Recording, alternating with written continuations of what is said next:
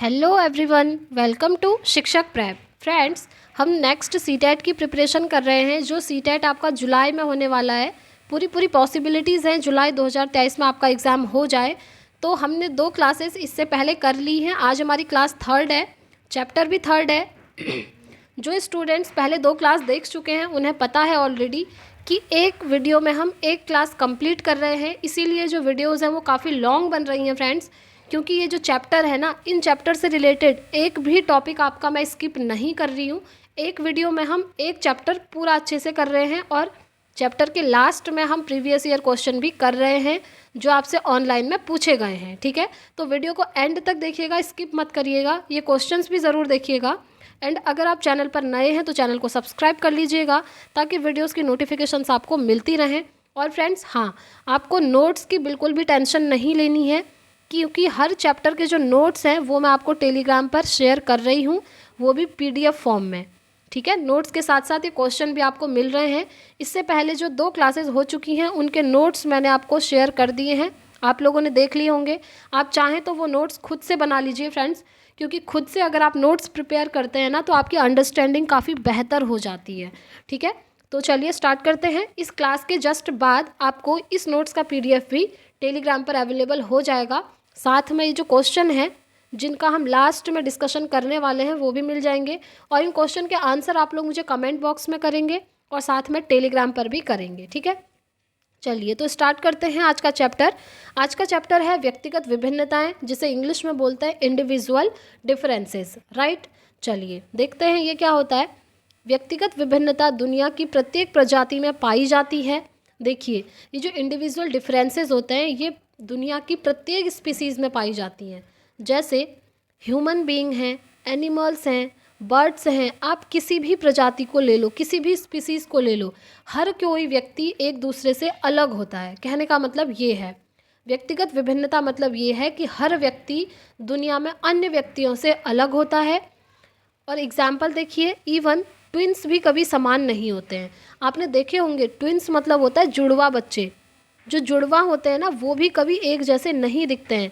आपको ये मिसकॉन्सेप्शन होगा, ये नाइव कॉन्सेप्शन होगा, यानी कि गलत अवधारणा आपके पास होगी कि जो जुड़वा बच्चे होते हैं वो दिखने में सेम होते हैं। आपको ये लगता होगा, बट आज मैं आपको रियलिटी बताऊं तो जो जुड़वा बच्चे होते हैं ना फ्रेंड्स, वो भी कभी 100% एक जैसे नहीं हो सकते हैं। कहीं ना कहीं कुछ हद तक उनमें विभिन्नता होती ही है, यानी कि एक दूसरे से अलग वो होंगे ही होंगे किसी ना किसी बेसिस पर। ठीक है, चलिए आगे देखते हैं। माया एंग्ल्यू कहती हैं कि विभिन्नता ही हमारी ब्यूटी और स्ट्रेंथ है। ठीक है, ये नाम आपको याद रखना है, माया एंग्ल्यू। ये कहती हैं कि दुनिया में जो विभिन्नता है, डिफरेंसेस है, हर व्यक्ति अलग अलग होता है, वो क्या है, वो हमारी ब्यूटी है, हमारी सुंदरता है, और वो हमारी स्ट्रेंथ भी है। ठीक है, तो ये डेफिनेशन याद रखिएगा और नाम याद रखिएगा, माया एंग्ल्यू कहती हैं। ये क्वेश्चन सीटेट में एक बार पूछा जा चुका है। राइट, चलिए आगे बढ़ते हैं। अब हम ये देखने वाले हैं कि दुनिया में जो हर व्यक्ति अलग अलग होता है ना, वो किस किस बेसिस पर अलग हो सकता है। वो आपकी बुद्धि के बेसिस पर अलग हो सकता है, मूल्य के आधार पर अलग हो सकते हैं, व्यक्तित्व तो हर किसी का अलग होता है, अभिक्षमता ले लीजिए, इंटरेस्ट ले लीजिए, तो इनको हम डिटेल में पढ़ने वाले हैं। वैसे मैं आपको नॉर्मली बताऊं तो दुनिया में हर कोई व्यक्ति अलग होता है। जैसे आपकी जो हाइट है, सेम उतनी ही हाइट दुनिया में हर किसी की होगी, ऐसा हो सकता है? ऐसा पॉसिबल बिल्कुल नहीं है। जैसे आपका वेट है, आपका जितना वेट है, क्या दुनिया में हर किसी व्यक्ति का वेट उतना ही होगा? ऐसा नहीं होगा, है ना। तो किसी ना किसी आधार पर दुनिया में हर कोई व्यक्ति अलग होता ही है। इवन हर किसी की स्पीसीज में भी जो लोग होते हैं ना वो भी अलग अलग होते हैं। ठीक है, अब उनके जो आधार हैं उनको मैं आपको डिटेल में समझाऊंगी। तो देखिए, सबसे पहला है बुद्धि, यानी कि इंटेलिजेंस। हर किसी व्यक्ति की जो बुद्धि होती है अलग होती है। जैसे कुछ व्यक्ति होते हैं जो किसी कॉन्सेप्ट को एक बार पढ़ते हैं और उनको समझ में आ जाता है। कुछ व्यक्ति ऐसे होते हैं जो 2 बार किसी कॉन्सेप्ट को पढ़ते हैं और उन्हें समझ में आ जाता है। और कुछ स्टूडेंट्स ऐसे होते हैं जिन्हें बार बार चीज़ें रिपीट करके पढ़नी होती हैं तब उनको समझ में आता है। ठीक है, जैसे फॉर एग्ज़ाम्पल अभी आप लोग ये वीडियो देख रहे हैं, अब इसमें से कुछ स्टूडेंट्स ऐसे होंगे जो एक बार इस वीडियो को स्टार्टिंग से एंड तक देखेंगे और उनका ये कॉन्सेप्ट एकदम क्लियर हो जाएगा। और कुछ स्टूडेंट्स ऐसे होते हैं जिन्हें एक बार में समझ में नहीं आता है तो वो 2 बार वीडियो को देख लेते हैं। तो होता है, ये चीज़ें हर किसी के साथ होती हैं, हमारे साथ भी होती हैं। तो यही चीज़ होती है कि हर किसी की बुद्धि अलग होती है, हर किसी व्यक्ति का माइंड अलग होता है, हर किसी का दिमाग एक जगह एक जैसे नहीं चलता है। ठीक है, चलिए दूसरा हम देखते हैं। दूसरा है मूल्य, जिसे हम इंग्लिश में बोलते हैं वैल्यूज़। वैल्यूज़ के आधार पर भी हर कोई अलग होता है, जो नैतिक मूल्य होते हैं आपके। ठीक है, लाइक जैसे आप किसी की रिस्पेक्ट करते हैं, ज़रूरी नहीं है हर व्यक्ति उसी तरह से दूसरों की रिस्पेक्ट करे। जैसे कुछ लोगों का मानना होता है कि अपने से बड़ों की रिस्पेक्ट करो, कुछ लोगों का मानना होता है कि अपने से छोटों को की भी रिस्पेक्ट करो। होता है ना ऐसा। तो हर किसी की जो वैल्यूज़ होते हैं, मूल्य होते हैं, ये भी अलग होते हैं। इसके आधार पर भी दुनिया में हर कोई व्यक्ति डिफरेंट होता है। नेक्स्ट देखिए पर्सनैलिटी। पर्सनैलिटी यानी कि व्यक्तित्व। हर किसी की पर्सनैलिटी अलग होती है। आपके सामने 4 स्टूडेंट आएंगे, आप देखेंगे उन सभी की पर्सनैलिटी अलग होगी, किसी ना किसी बेसिस पर अलग होगी। ठीक है, ये आपको ध्यान रखना है। अगर स्टूडेंट नहीं, आप वैसे ही कुछ लोगों को ले लीजिए। एक यूट्यूबर आपके सामने है, एक व्यक्ति है जो आर्मी में है, एक व्यक्ति ले लीजिए जो टीचर है, और एक और ले लीजिए जो एसएससी में है। अब अगर आप इनकी पर्सनैलिटी देखें ना, 1 बाय 1, हर किसी की पर्सनैलिटी अलग होगी, किसी ना किसी बेसिस पर वो दिखने में अलग होंगे ही होंगे। ठीक है, ये आपको ध्यान रखना है। तो पर्सनैलिटी के बेसिस पर भी हर कोई व्यक्ति अलग होता ही है। ठीक है, देखिए जैसे कुछ लोग होते हैं जो बहुत जल्दी एक दूसरे के साथ घुल मिल जाते हैं। ठीक है, और कुछ लोग होते हैं जो बहुत ज़्यादा, कहने का मतलब है इनको एक वर्ड में हम समझें तो कुछ लोग होते हैं इंट्रोवर्ट टाइप के और कुछ होते हैं एक्सट्रोवर्ट। अब देखिए कहने का मतलब है कुछ लोग ऐसे होते हैं जो अकेले में रहना पसंद करते हैं, लोगों से ज़्यादा बातचीत नहीं करते हैं। और कुछ लोग क्या होते हैं, बहुत ज़्यादा एक्सट्रोवर्ट होते हैं, लोगों से बातचीत करना पसंद करते हैं, सोसाइटी में रहना पसंद करते हैं, है ना। तो इसीलिए हम कह सकते हैं कि हर किसी की जो पर्सनैलिटी है, व्यक्तित्व है, वो अलग अलग होता ही है। ठीक है, और देखिए एप्टीट्यूड है, अभिक्षमता है, और इंटरेस्ट है, रुचि है। इनके आधार पर भी हर कोई व्यक्ति अलग अलग होता ही है। फॉर एग्ज़ाम्पल आप लोग खुद को ही ले लीजिए, हर किसी का जो इंटरेस्ट होता है वो अलग अलग होता है, फील्ड भी अलग अलग होता है। कुछ लोग होते हैं जो टीचर बनना पसंद करते हैं, उनका इंटरेस्ट होता है टीचिंग लाइन में। कुछ लोग होते हैं जो टीचिंग लाइन से दूर भागना चाहते हैं, उन्हें टीचिंग लाइन बिल्कुल पसंद नहीं है। ठीक है, कुछ लोग बहुत ज़्यादा क्रिएटिव होते हैं तो वो आर्ट है, क्राफ्ट है, डांस है। कुछ लोग का इंटरेस्ट म्यूज़िक में होता है। तो हर किसी का इंटरेस्ट अलग अलग होता है दुनिया में, हर किसी का इंटरेस्ट। ठीक है, इवन अगर आपको ऐसे भी कोई 2 लोग मिल जाएं जिनका टीचिंग में इंटरेस्ट है, तो टीचिंग के अंदर भी जो सब्जेक्ट आते हैं ना, उन सब्जेक्ट में कहीं ना कहीं ऐसा डिफरेंस होगा कि वो दोनों व्यक्ति अलग अलग होंगे व्यक्तिगत तौर पर।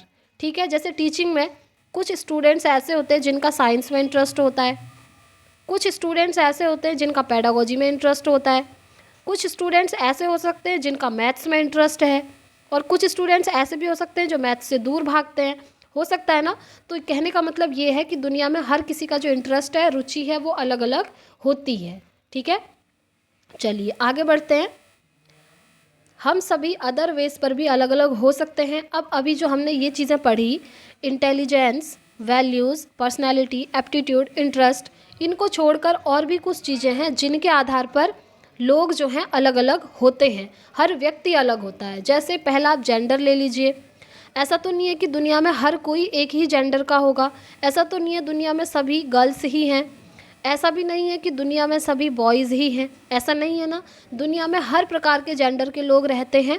तो जेंडर के आधार पर भी हर व्यक्ति अलग अलग होता है। नेक्स्ट देखिए, कास्ट की हम बात करें, कास्ट भी हर किसी की अलग होती है, सबकी एक जैसी कास्ट नहीं होती, ये आपको भी पता है। क्लास सब किसी का अलग होता है, हर किसी का क्लास एक जैसा नहीं है। रिलीज़न ले लीजिए, हर किसी का जो रिलीज़न है वो भी अलग होता है। कम्युनिटी ले लीजिए, समुदाय, हर किसी का समुदाय अलग होता है। जहाँ पर भी आप रहते हैं, आपके आसपास की जो कम्युनिटी है, आप इसको इस तरीके से समझिए, एनवायरनमेंट जो आपका है वो हर व्यक्ति के एनवायरनमेंट से अलग होगा। यानी कि हर व्यक्ति के आसपास का जो एनवायरनमेंट है वो अलग होता है। जैसे अभी मैं आपको पढ़ा रही हूँ, ठीक है, मेरे आसपास का जो एनवायरनमेंट है ना, ज़रूरी नहीं है कि आपके आसपास का एनवायरनमेंट यानी कि वातावरण भी वैसा ही हो। इसे हिंदी में वातावरण या पर्यावरण भी कहते हैं। तो हर किसी के आसपास का पर्यावरण अलग होता है और जैसा पर्यावरण होता है व्यक्ति कहीं कुछ हद तक उसी तरह का बन जाता है। ठीक है, ये भी आपको याद रखना है, क्योंकि एनवायरनमेंट में काफ़ी सारी ऐसी चीज़ें फैली हुई हैं जिनका कोई लॉजिक ही नहीं है। देखिए, आपके आसपास का जो समाज है ना, सोसाइटी, वो भी तो एक कम्युनिटी ही है। तो वहाँ पर कुछ चीज़ें ऐसी बनी हुई हैं जिसको सब लोग मानते हैं और उसके पीछे का कोई लॉजिक ही नहीं है। जैसे अभी तक बहुत सारी जगह पर ऐसी धारणाएं हैं कि लड़कियों को स्कूल मत भेजो, लड़कियां स्कूल जाकर क्या करेंगी, उनको घर का काम करवाओ, है ना। तो ये चीज़ें क्या है, उनके आसपास का जो एनवायरनमेंट है वो वैसा ही बना हुआ है, जिस वजह से उन बच्चों की भी जो कंडीशनिंग होती है वैसे ही हो जाती है। तो ये गलत चीज़ें हैं, इनके पीछे कोई लॉजिक ही नहीं होता है। तो इन चीज़ों से हमेशा दूर रहना चाहिए। ठीक है, तो हम बात कर रहे थे कि हर कोई व्यक्ति, हर किसी की जो कम्युनिटी है उसके बेसिस पर भी व्यक्ति अलग हो सकता है। राइट, चलिए आगे बढ़ जाते हैं। इंडिविजुअल डिफरेंसेस की हम बात करेंगे फिर से। अब जो इंडिविजुअल डिफरेंसेस है ना, वो दो प्रकार के होते हैं। एक होता है आनुवंशिक यानी कि इनहेरिटेड, और दूसरा होता है अर्जित यानी कि एक्वायर्ड। देखिए फ्रेंड्स, ये जो इंडिविजुअल डिफरेंस है ना, एक चैप्टर है, इसके अंदर कई सारे टॉपिक हैं, तो आपके सारे ही टॉपिक्स एक ही वीडियो में कवर हो रहे हैं, इसीलिए आप वीडियो को एंड तक ज़रूर देखिएगा।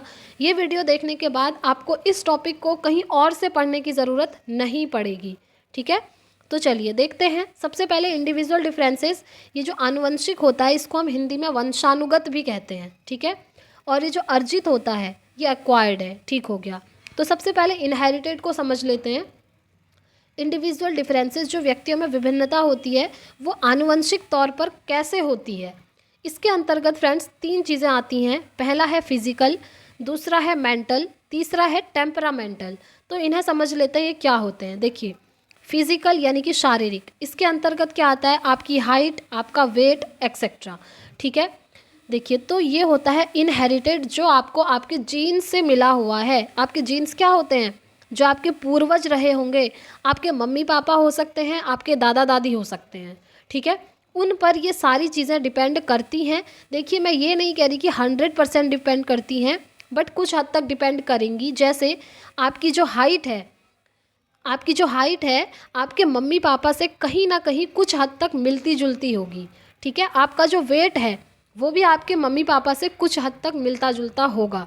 तो कहने का मतलब है फिज़िकल तौर पर आपकी जो बॉडी लैंग्वेज है ना, वो आपके पूर्वजों से थोड़ा बहुत मिलती जुलती होगी। ठीक है, आप देख सकते हैं आपकी आइज़ का जो कलर है, आपके हेयर का जो कलर है, ठीक है, तो ये चीज़ें आपको आपके पूर्वजों से ही मिलती हैं, आपके जीन से मिलती हैं। जैसे आपके मम्मी पापा की आइज़ होंगी जिस कलर की, वैसे ही आपकी भी आइज़ होंगी। जैसे आपके मम्मी पापा के हेयर का कलर होगा वैसे ही आपके भी हेयर का कलर होगा। ठीक है, तो यही चीज़ें हैं, ये आता है फिजिकल के अंदर, शारीरिक के अंदर। दूसरा हम बात करते हैं मेंटल यानी कि मानसिक। आपका जो दिमाग है, आपका जो माइंड है यानी कि ब्रेन है, वो कुछ हद तक आपके पूर्वजों से मिलता जुलता है, क्योंकि जो पूर्वजों के जीन्स होते हैं ना, वो एक जनरेशन से दूसरे जनरेशन में ट्रांसफ़र होते हैं। जैसे अभी आप हैं, आपका जो ब्रेन है, आने वाला जो आपका फ्यूचर होगा, आपके कभी बच्चे हो गए तो उनका भी जो ब्रेन होगा ना, उनका दिमाग होगा, कुछ हद तक आपके दिमाग से मिलता जुलता होगा। ठीक है, तो यही चीज़ इसमें कही गई है। देखिए एग्जाम्पल, मेंटल के अंतर्गत इंटेलिजेंट, डल एंड क्रिएटिव। आपने देखा होगा कुछ बच्चे बहुत ज़्यादा इंटेलिजेंट होते हैं, कभी कभी आप उनको कह देते हैं गिफ्टेड स्टूडेंट हैं। क्यों? क्योंकि वो एक बार कोई चीज़ पढ़ते हैं उनको हमेशा के लिए याद रह जाती है। तो ये चीज़ भी उनके जीन्स पर डिपेंड करती है फ्रेंड्स। ठीक है, उनके मम्मी पापा का दिमाग भी कहीं ना कहीं कुछ हद तक ऐसा ही रहा होगा, या उनके दादा दादी का दिमाग भी कुछ हद तक ऐसा रहा होगा। ठीक है, दूसरा देखिए डल। कुछ स्टूडेंट्स काफ़ी डल होते हैं, वो बहुत बार किसी चीज़ को पढ़ते हैं फिर भी उन्हें याद नहीं होता है, तो ये भी उनके जीन्स से उनको मिला हुआ है। ठीक है, नेक्स्ट देखिए क्रिएटिव। कुछ बच्चे बहुत ज़्यादा क्रिएटिव होते हैं, तो वो चीज़ भी आपके जीन से ही ट्रांसफ़र होती है। कहीं ना कहीं आपके जो मम्मी पापा हैं, आपके दादा दादी हैं, वो भी बहुत ज़्यादा क्रिएटिव होंगे। ठीक है, यही चीज़ आपके पास भी ट्रांसफ़र हुई है जीन्स के थ्रू। राइट, चलिए आगे बढ़ते हैं। नेक्स्ट देखिए टेम्परामेंटल है, जिसे हम हिंदी में स्वभाव बोलते हैं। आपका जो बिहेवियर है ना फ्रेंड्स, आपका जो स्वभाव है वो भी डिपेंड करता है आपके मॉम डैड पर, यानी कि आपके माता पिता का जो स्वभाव है वही स्वभाव कुछ हद तक आपका भी होगा सेम। कभी हम कहते हैं ना कि इस बच्चे को देखो, इसे कितना गुस्सा आ रहा है, सेम अपनी मम्मी के जैसा गुस्सा आ रहा है इसको। या फिर हम कभी किसी बच्चे को देखते हैं, वो बहुत जल्दी किसी बात पर रोने लगता है, ठीक है, बहुत ज़्यादा इमोशनल है, छोटी छोटी बात पर रोने लगता है। तो हम क्या कहते हैं, अरे देखो कैसे रो रहा है, इसकी मम्मी भी ऐसे ही रोती थी, या इसके पापा भी ऐसे ही रो जाते थे थोड़े में ही। होता है ना, कभी किसी को गुस्सा आता है, हम ऐसे ही कहते हैं, अरे कितना गुस्सा आ रहा है, बाप रे, अपनी मम्मी के जैसा गुस्सा आ रहा है या पापा के जैसा गुस्सा आ रहा है। तो वही चीज़ें होती हैं। ये एग्जाम्पल हैं फ्रेंड्स, ये सिर्फ एग्जाम्पल हैं, आपको समझाने के लिए मैं ये बोल रही हूँ। आप लोग अपने दिल पे मत लीजिएगा, ये बस एक एग्जाम्पल है जिससे कि आपको ये टॉपिक समझ में आ जाए, राइट। तो देखिए एग्जाम्पल, एंगर जिसे हम क्रोध कहते हैं, मैंने आपको बता दिया। लव, प्रेम हो गया। और आपका बिहेवियर हो गया, रोना है या इमोशनल हो जाना है किसी बात पर। तो जैसा आपका टेम्परामेंट है, वो टेम्परामेंट कहीं ना कहीं आपके मॉम डैड का भी रहा होगा, या फिर आपके दादा दादी का भी रहा होगा, और उन्हीं के थ्रू, जीन्स के थ्रू आप तक ये चीज़ें पहुंची हैं कुछ हद तक, ठीक है। तो ये चीज़ें थी जो इनहेरिटेड थी, आनुवंशिक थी, जो आपको आपके विरासत से मिली हैं, आप ये कह सकते हैं। विरासत से मिली हुई चीज़ें आनुवंशिक हैं, वंशानुगत हैं, इनहेरिटेड हैं, ठीक है, यानी कि हेरिडिटी, हेरिडिटी कह सकते हैं आप, ठीक है। चलिए नेक्स्ट हम बात कर लेते हैं इंडिविजुअल डिफरेंसेस में एक्वायर्ड यानी कि अर्जित। अब ये चीज़ें तब होती हैं जब बच्चे ने जन्म ले लिया है और यहाँ पर माता पिता के जीन्स का कोई रिलेशन नहीं है। बच्चा जहाँ जन्म लेता है उसके आसपास का जो एनवायरनमेंट है वो सारा इफ़ेक्ट पड़ता है इस सभी का बच्चे के ऊपर। ये आता है आपका एक्वायर्ड यानी कि अर्जित के ऊपर, ठीक है। देखिए देखते हैं, पहला है सोशल, सामाजिक, दूसरा है कल्चरल, संस्कृति, तीसरा एजुकेशनल, शैक्षिक, चौथा इमोशनल, सामवेगिक।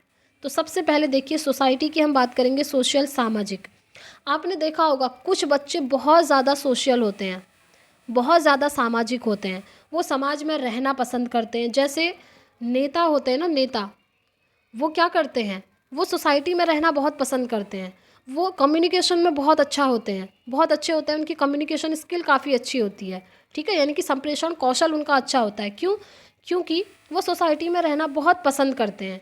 ऐसा क्यों हुआ होगा आप देखिए, क्योंकि उनके आसपास का जो एनवायरनमेंट है ना वो उसी तरह का है। उस एनवायरनमेंट में यही चीज़ें बच्चे को सीखने को मिलती हैं, ठीक है। तो उस वजह से क्या हो गया, बच्चा जो है उसके अंदर ये चीज़ें आ गई कि सोसाइटी में रहना अच्छा होता है और वो भी खुद से बहुत ज़्यादा सोशल होने लगता है, ठीक है। ये होता है समाज। तो जो समाज है ना, इसका इफ़ेक्ट बच्चे के ऊपर काफ़ी पड़ता है और इसके आधार पर भी हर व्यक्ति अलग होता है। जैसे हम इंडिया में हैं, तो इंडिया में जो है, जो भी चीज़ें हमारे आसपास हो रही हैं, यहाँ की जो सोसाइटी है वो अलग है। कुछ लोग फॉरेन में रहते हैं, उनके आसपास का एरिया, उनके आसपास का एनवायरनमेंट अलग होगा। तो हो गया ना, सामाजिक तौर पर दोनों ही अलग हो गए। कुछ बच्चे आपने देखे होंगे जो अकेले रहना पसंद करते हैं, अलोन, वो समाज में जाना पसंद ही नहीं करते हैं।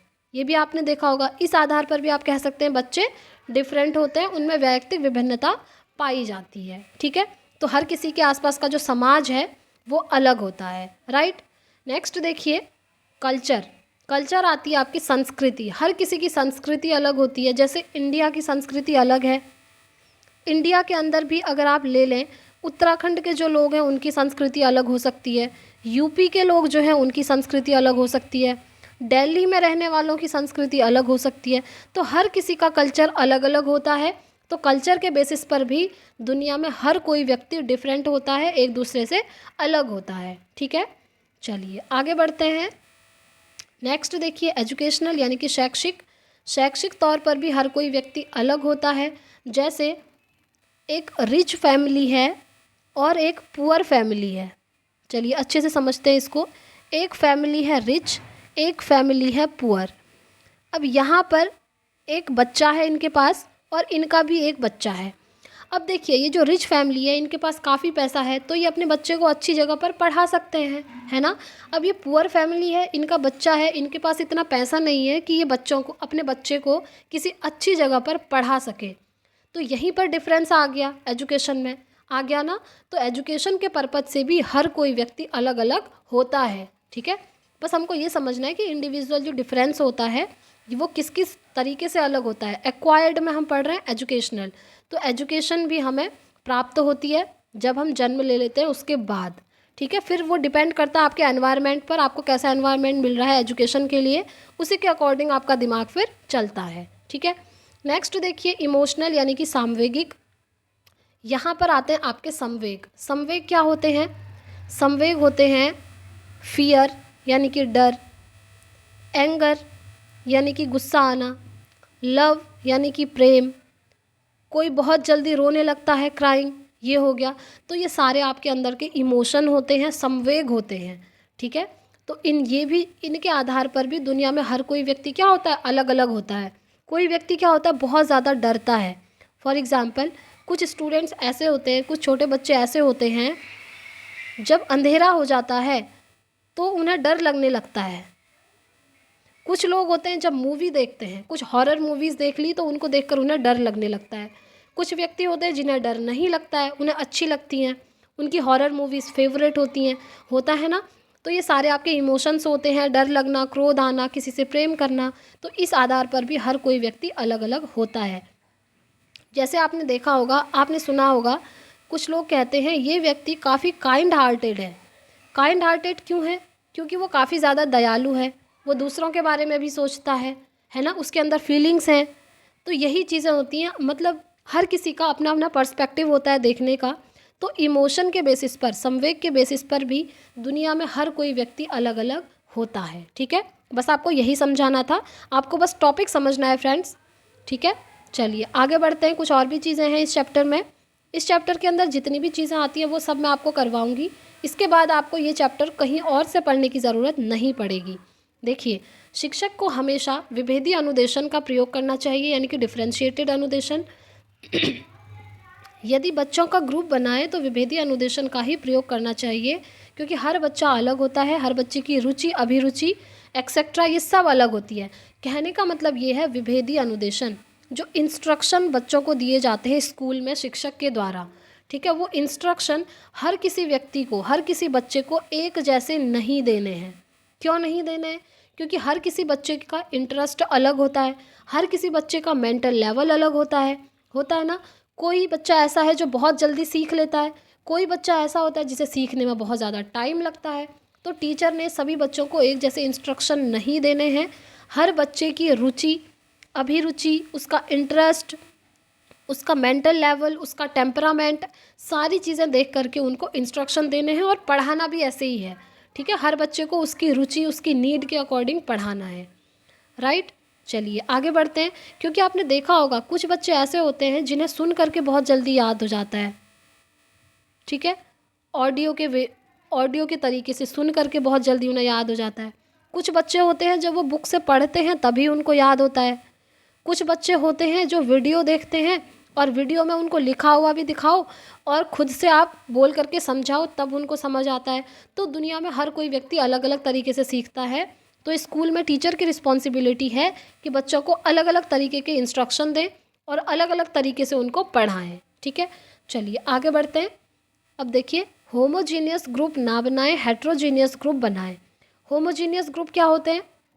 Same ability, same interest, same age वाले बच्चों को एक ग्रुप में रखना। देखिए ऐसा नहीं करना है, ठीक है। होमोजीनियस ग्रुप में तो सेम बच्चे आ जाएंगे और हेट्रोजीनियस ग्रुप में अलग अलग एबिलिटी, अलग अलग इंटरेस्ट, अलग अलग एज वाले बच्चे आएंगे। तो उनके लिए सीखना ज़्यादा बेहतर रहता है, वो ज़्यादा बेहतर तरीके से सीख पाते हैं जब अलग अलग तरीके से ग्रुप बने होते हैं, ठीक है। तो बच्चों को हमेशा हेट्रोजीनियस ग्रुप से पढ़ाना है, होमोजीनियस ग्रुप का यूज़ बहुत कम करना है, आप ये कहेंगे, ठीक है। चलिए आगे बढ़ते हैं। एक नोट है, ये नोट आप देख लीजिए। देखिए फ्रेंड्स, अभी तक मैंने 2 क्लासेस आपको ऑलरेडी करवा दी हैं, वहाँ भी काफ़ी सारे नोट्स मैंने आपको पढ़ाए थे। ये जो नोट मैंने अलग से लिखे हैं इन्हें आप ज़रूर पढ़ लीजिएगा, क्योंकि ये काफ़ी इंपॉर्टेंट है और इनसे सीटेट में क्वेश्चन बने हुए हैं। देखते हैं, विद्यालय में यूनिफॉर्म एक रूपता आवश्यक है, बट एक शिक्षक के लिए टीचिंग टेक्निक्स में यूनिफॉर्म होना आवश्यक नहीं है, क्योंकि प्रत्येक बच्चे की अलग अलग अभिरुचि होती है। इसलिए बच्चों की अभिरुचि के आधार पर शिक्षक को अलग अलग टीचिंग टेक्निक्स फॉलो करनी चाहिए। ये नहीं कि एक ही टेक्निक द्वारा सारे बच्चों को पढ़ाया जाए, ठीक है।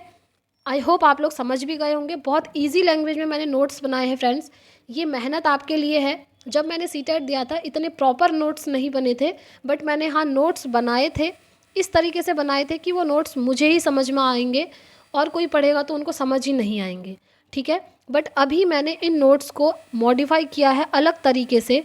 अभी जो 2023 में आपके एग्ज़ाम हुए थे उसको देखते हुए मैंने ये नए नोट्स आपके लिए बनाए हैं फ्रेंड्स।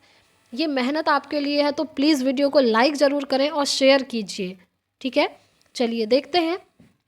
इसमें ये कहा है कि जो टीचर है ना वो बच्चों को एक ही टीचिंग टेक्निक से ना पढ़ाए। क्यों? क्योंकि हर बच्चे की रुचि अलग होती है, वो अलग अलग तरीके से सीखता है। अब देखिए टीचिंग टेक्निक्स या फिर टीचिंग मेथड्स जो होती हैं वो हमारा नेक्स्ट वीडियो में होने वाला है। जो नेक्स्ट क्लास आपकी रहेगी, नेक्स्ट चैप्टर, वो यही है teaching techniques and teaching methods, ठीक है। वहाँ पर हम पढ़ेंगे। तो मेथड्स अलग अलग होती हैं, बच्चों को पढ़ाने की जो मेथड्स होती है ना वो अलग अलग होती हैं। तो हर बच्चे को उनकी रुचि के आधार पर पढ़ाएं।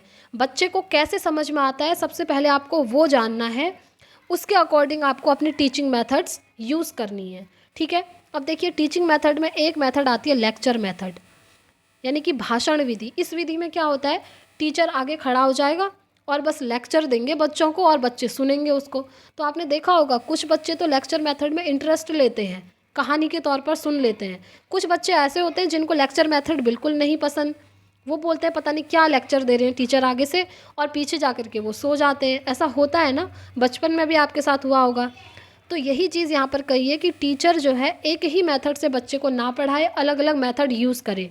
जैसे एक डेमोन्स्ट्रेशन मेथड होती है। डेमोन्स्ट्रेशन में क्या होता है, टीचर खुद क्रिया करके सिखाता है बच्चों को। एक मेथड होती है जिसमें हमारा जो स्टूडेंट होता है वो भी एक्टिव रहेगा, स्टूडेंट खुद क्रिया करेगा। तो बहुत सारे स्टूडेंट ऐसे होते हैं जो खुद एक्टिव रहकर, यानी कि खुद क्रिया करके चीज़ों को सीखना पसंद करते हैं, तो उनको आप उस तरह से सिखाइए, ठीक है। तो हर किसी का रुचि अलग अलग है और उनकी रुचि के अकॉर्डिंग आपको पढ़ाना है, सिर्फ इतना ही है, राइट। चलिए आगे बढ़ते हैं। वैयक्तिक विभिन्नता का प्राथमिक कारक। देखिए फ्रेंड्स, ये क्वेश्चन सीटेट में ऑलरेडी प्रीवियस ईयर में आ चुका है, इम्पॉर्टेंट है, इसे आप ज़रूर देख लीजिए। Complex interplay between the heredity and environment, यानी कि आनुवंशिकता एवं पर्यावरण के बीच जटिल पारस्परिक क्रिया, यही क्या है, वैयक्तिक विभिन्नता का प्राथमिक कारक है, ठीक है। अब देखिए आनुवंशिकता और पर्यावरण के बीच जटिल पारस्परिक क्रिया, वो क्यों कहा, यहाँ देखिए ये हमने पढ़ा ना, यही है आपका आनुवंशिकता, यही है आपका एनवायरनमेंट। तो जो इंडिविजुअल डिफरेंस है, वैयक्तिक विभिन्नता है, वो क्या है, ये जो आनुवंशिकता है और ये जो एनवायरनमेंट है, अर्जित एक्वायर्ड, इन दोनों के बीच इंटरप्ले, कॉम्प्लेक्स इंटरप्ले, ठीक है, जटिल पारस्परिक क्रिया। चलिए आगे बढ़ते हैं। देखिए फ्रेंड्स, यहाँ पर ये चैप्टर कंप्लीट हो गया। इस चैप्टर के अंदर जितने भी टॉपिक थे मैंने आपको करवा दिए हैं। हम सीटेट की प्रिपरेशन कर रहे हैं तो एक्स्ट्रा पॉइंट हम कुछ भी नहीं पढ़ेंगे फ्रेंड्स, ठीक है। सीटेट के पर्पज़ से आपका ये सिलेबस इनफ है इस चैप्टर में। चलिए आगे बढ़ते हैं। देखिए फ्रेंड्स, वैसे ये जो वीडियोज़ है ना ओनली सीटेट के लिए ही नहीं बल्कि UP TET, KVS, DSSB, NVS, super TET, सभी के लिए इम्पॉर्टेंट है। कहने का मतलब है जिस भी एग्ज़ाम में आपकी पेडागोजी पूछी जाती है ना, उन सारे एग्ज़ाम्स के लिए क्लासेस आपकी इम्पॉर्टेंट हैं, तो आप इन वीडियोस को ज़रूर देखिएगा। चलिए इस चैप्टर के हम क्वेश्चन कर लेते हैं। प्रीवियस ईयर क्वेश्चन पेपर है ये, ठीक है। इनके क्वेश्चन आप देख लीजिए, आंसर आप मुझे कमेंट बॉक्स में करेंगे या फिर चाहें तो आप टेलीग्राम पर कर लीजिएगा। टेलीग्राम का लिंक आपको डिस्क्रिप्शन में मिलेगा, अगर ना मिले तो आप मुझे कमेंट कीजिए, मैं लिंक आपको प्रोवाइड करवा दूँगी। और जैसे ही ये क्लास आएगी फ्रेंड्स, उसके बाद इस क्लास के ये जो नोट्स हैं ना, यही नोट्स मैं आपको टेलीग्राम पर शेयर कर दूँगी, ठीक है। चलिए क्वेश्चन पहला है, वैयक्तिक विभिन्नता का प्राथमिक कारक बताइए। ऑप्शन ए है आनुवंशिकता, बी है पर्यावरण, सी है आनुवंशिकता एवं पर्यावरण के बीच जटिल पारस्परिक क्रिया, ऑप्शन डी है उपर्युक्त में से कोई नहीं। तो चलिए इसका आंसर मैं आपको बता देती हूँ। इसका करेक्ट आंसर होगा ऑप्शन सी। जो वैयक्तिक विभिन्नता का प्राथमिक कारक होता है वो होता है आनुवंशिकता, यानी कि हेरिडिटी, और एनवायरनमेंट के बीच में जटिल पारस्परिक क्रिया, कॉम्प्लेक्स इंटरप्ले, ठीक है। चलिए नेक्स्ट क्वेश्चन देखते हैं। विभिन्नता ही हमारी ब्यूटी एंड स्ट्रेंथ है, यह किसने कहा था, बेंड्यूरा, जॉर्ज पॉलिया, पियाजे या माया एंग्लियो। तो इसका आंसर आप मुझे कमेंट बॉक्स में करेंगे या फिर आप टेलीग्राम पर भी कर सकते हैं, ठीक है। और नेक्स्ट वीडियो में इसका जो करेक्ट आंसर है वो मैं आपको बताऊंगी। चलिए आगे बढ़ते हैं। नेक्स्ट क्वेश्चन, दुनिया में हर व्यक्ति किसी न किसी आधार पर भिन्न होता है, इसका कारण बताइए। ऑप्शन ए है विकास निरंतर होता है, ऑप्शन बी है वैयक्तिक विभिन्नता होती है, ऑप्शन सी है वैयक्तिक विभिन्नता नहीं होती है, ऑप्शन डी है कोई नहीं। तो इसका आंसर भी आप मुझे कमेंट बॉक्स में बताएंगे फ्रेंड्स, ठीक है। नेक्स्ट वीडियो में इसका करेक्ट आंसर मैं आपको बताऊंगी। तो फ्रेंड्स आज की वीडियो में इतना ही है, आज की क्लास यहाँ पर कंप्लीट होती है। ऐसे ही अब हम कल मिलेंगे और कल हम डिस्कस करेंगे क्लास 4th और इसके अंदर हम टीचिंग मेथड्स पढ़ने वाले हैं, ठीक है। तो फ्रेंड्स वीडियो पसंद आए तो प्लीज़ वीडियो को लाइक एंड शेयर कीजिए, चैनल को भी सब्सक्राइब कर लीजिए ताकि आने वाली वीडियोस की नोटिफिकेशंस आपको मिल सकें। तो इस वीडियो में इतना ही रखते हैं, मिलते हैं नेक्स्ट वीडियो में। तब तक के लिए thank you, bye bye, take care, all the very best.